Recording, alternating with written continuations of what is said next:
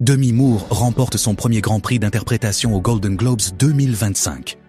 Je fais ça depuis 45 ans, et c'est la première fois que je gagne quelque chose en tant qu'actrice, a déclaré Moore à propos de sa victoire pour The Substance. Le rugissement qui a secoué les Golden Globes lorsque Demi Moore est montée sur scène pouvait probablement être entendu au-delà des frontières des États. Personne, y compris Moore, ne semblait avoir imaginé que l'actrice de 62 ans remporterait le prix de la meilleure actrice dans un film, musical ou comique, et encore moins pour The Substance. Pendant des mois, les experts ont sous-estimé Moore et le film, une comédie d'horreur corporelle élégante de la réalisatrice française Coralie Farja, que beaucoup pensaient trop sanglante pour être considérée comme autre chose qu'un très bon film de genre. Moore joue une star hollywoodienne vieillissante et animatrice d'une émission de télévision de longue date de type Jazzercise, Elizabeth Sparkle, qui décide de s'injecter une drogue verte fluo non réglementée pour vivre comme une version plus jeune d'elle-même, jouée par Margaret Qualley dans le rôle de Sue. Le seul hic, enfin, il y en a beaucoup, c'est que les deux versions ne peuvent pas coexister. Elles doivent s'éteindre toutes les semaines. Mais la vie de la jeune Sue est si enivrante qu'elle ne veut pas revenir en arrière. Et nous savons tous que rien de bon n'arrive dans les films d'horreur lorsque quelqu'un enfreint les règles. Puis, 5 nominations au Globe ont été décernées, dont une pour Moore, Qualley et Farjit, ce qui a été la plus grande surprise. Mais ce n'est pas seulement un film d'horreur. Au fond, c'est un commentaire brutal et perspicace sur Hollywood et les normes de beauté impossibles, avec un peu de Carrie. C'est un cri de guerre pour les femmes de tous âges qui veulent obtenir de grands rôles et du respect au cinéma. Et la performance de Moore est plus que féroce. La scène dans laquelle elle se maquille devant un miroir, puis se maquille le visage avec dégoût devant ce qu'elle voit, devrait figurer directement dans une bande-annonce des meilleurs moments de sa carrière. Le fait que Moore n'ait jamais remporté de prix pour son jeu d'actrice jusqu'à présent, dans ce film sur la sous-estimation des femmes, est une véritable tragédie. Elle était membre du Brat Pack, certes, et faisait partie de ce groupe interminable de jeunes adultes des années 80, dans St. Elmo's Fire. Mais elle nous a aussi brisé le cœur, en jetant sensuellement de la poterie, avec un Patrick Swayze extracorporel dans Ghost.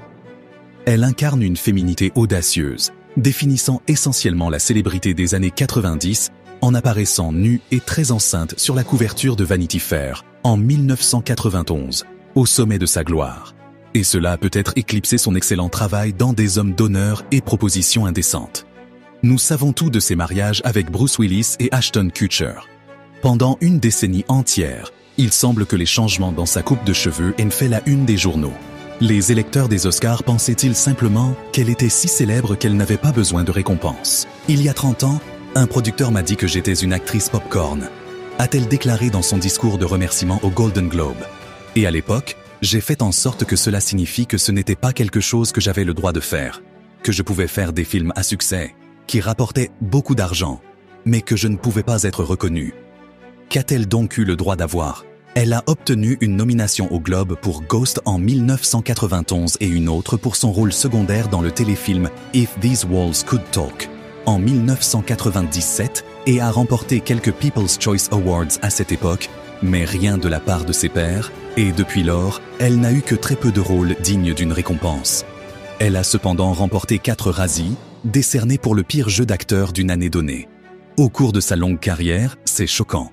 Le seul prix d'interprétation qu'elle avait reçu de ses pairs avant dimanche soir était un Independent Spirit Award. Et ce n'était qu'en tant que membre de l'ensemble de Margin Call en 2012. La conviction qu'elle n'était bonne qu'à faire du box-office, a-t-elle ajouté dans son discours des Globes, m'a rongé au fil du temps, au point qu'il y a quelques années à peine, elle pensait qu'elle en avait peut-être fini dans ce métier, qu'elle avait donné tout ce qu'elle pouvait. Alors que j'étais au plus bas, j'ai reçu sur mon bureau un scénario magique, audacieux, courageux, original et absolument fou, intitulé The Substance, et l'univers m'a dit que je n'avais pas fini, a-t-elle déclaré dans son discours. Moore a déclaré qu'elle pensait que le film avait un message pour les femmes et pour tout le monde. Dans ces moments où nous pensons que nous ne sommes pas assez intelligentes, assez jolies, assez minces, assez prospères, ou tout simplement pas assez.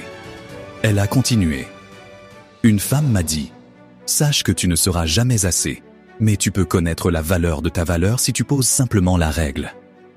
Et donc aujourd'hui, je célèbre cela comme un signe de ma plénitude et de l'amour qui m'anime, et pour le cadeau de faire quelque chose que j'aime et de me rappeler que j'appartiens à quelque chose. Mais le discours éloquent de Moore et le fait qu'elle soit censée filmer sans jamais obtenir de reconnaissance compte beaucoup.